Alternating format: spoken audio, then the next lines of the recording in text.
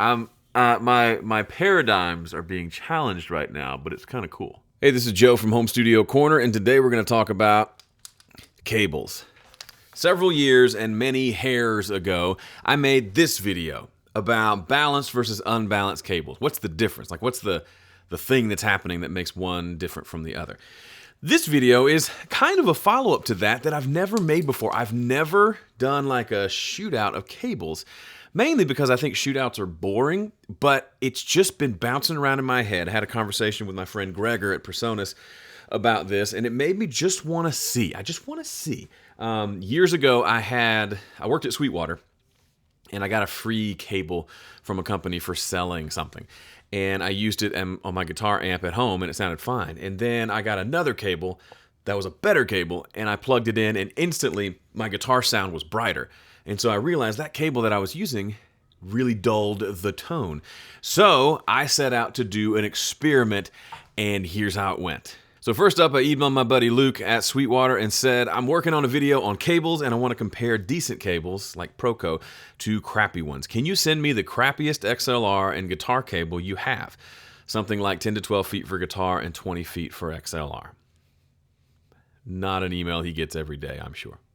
And here is the receipt, a whopping $18.60 for two cables. One was $8.99, one was $7.95. Plus free shipping. They lost money on that deal. So I've redacted the names in order to protect the cheaper cable companies. I'm not trying to bash anybody. I just want to know, if I spend $20 on a microphone cable versus $8, is it going to make a difference? Is there a reason to spend that much? Or to go up to $50 for some of the higher end cables? Is there a difference? So what I set out to do was to just do a little test. Not ridiculously scientific, because I get bored easily, and you would too. But I wanted to test it on two things: electric guitar and a vocal and a microphone. So that's what I did. Here's how I set up the test. First, I tested electric guitar. And the way I did that, you'll see my pedal board over here. I plugged into this Line 6 M9 pedal that has a looping function. So I played with this Telecaster, or a Telecaster copy. I played a little riff. And then I set it as a loop. So I played it into the looper and had it looping. So it's the same performance looping over and over. Then I connected the output of that pedal into a Quantum 2626 audio interface, so nice clean input. And that's going into Studio One and being played through Ampire, which is Studio One's amp modeling software. So I recorded it through one cable and then let the looper just keep looping, plugged in the other cable and recorded that in. So it's the exact same performance recorded twice, so we can see the difference and see if we can hear a difference. Let's check it out. All right, here are the tracks I've recorded. Good is green, bad is blue. That means the more expensive and the cheaper cable. The good cable I used in this instance was a Monster M-Rock cable, is what they called it when I bought it years ago.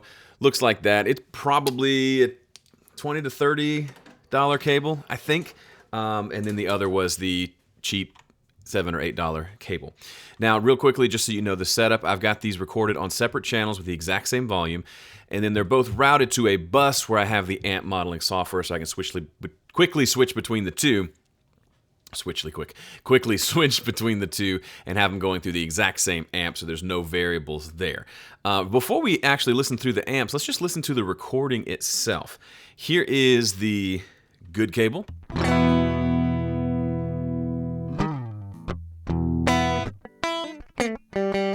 So just dry guitar signal. Here is the bad cable.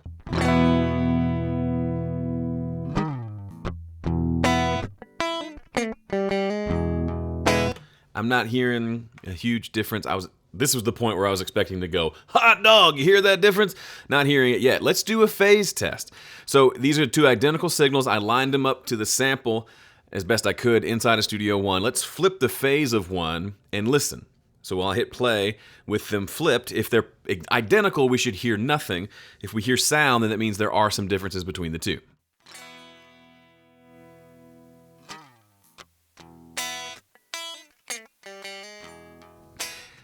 All right, so it got way quieter in volume. There is some sound there. It's mostly just top end, which means maybe one has a little more top end than the other, but I wasn't really hearing that when I played them back and forth. If anything, it's kind of surprisingly negligible. So let's put it through an amp.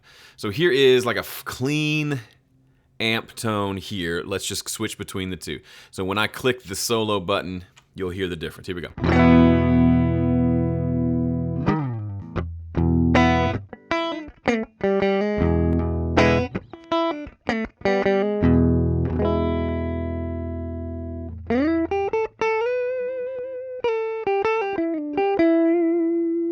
I mean, I'm not hearing a lot. That's just, it's very clean, like Fenderish sound.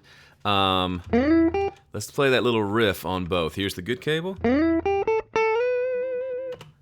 Here's the bad cable. I mean, bad cable's a little darker, but I mean, it's like subtle. It's not obvious at all. Let's go to a different amp tone. Here's a big old stack sound.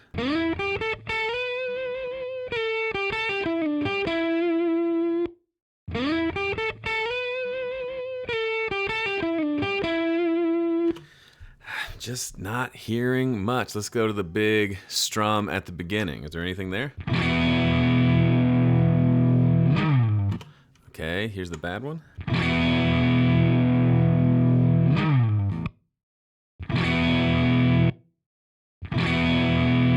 I mean, it just minuscule. So not hearing much of a difference.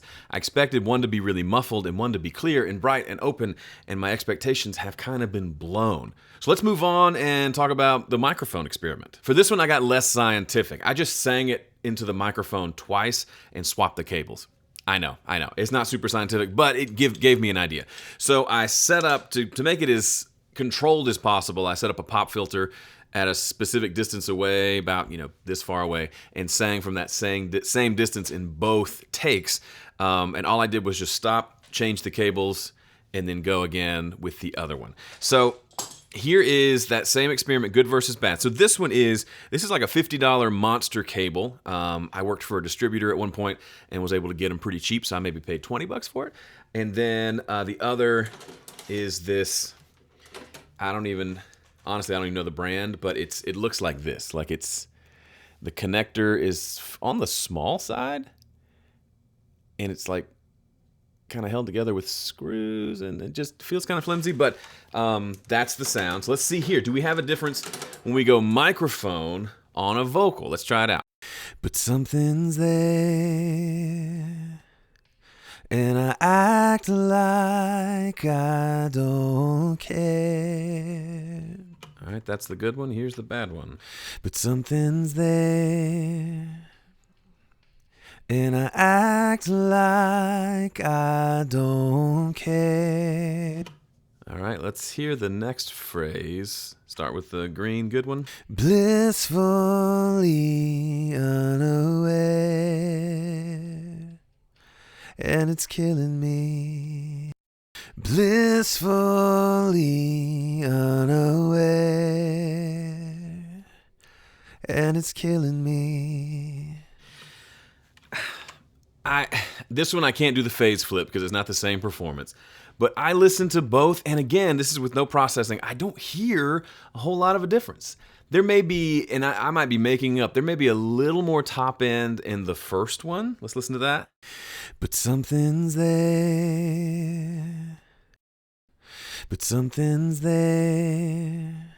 So there might be a little more air on the top end, but at the same time, I almost prefer the bad cable if I'm comparing the two because it's got a warmer vibe, because maybe it doesn't have quite as much high frequencies. Either way, it's a nominal difference to where I could, if there's a difference, if we really are actually hearing a difference, we could make up for that with a little bit of EQ and be none the wiser and save ourselves from spending $50 on a cable. We bought an $8 one. So my paradigms are being challenged right now, but it's kind of cool. So this video did not go the way I expected it to. I expected to hear a huge difference between the expensive and the cheap cables and to say, hey, you, be sure to use good cables. Listen to the difference. Here's the proof.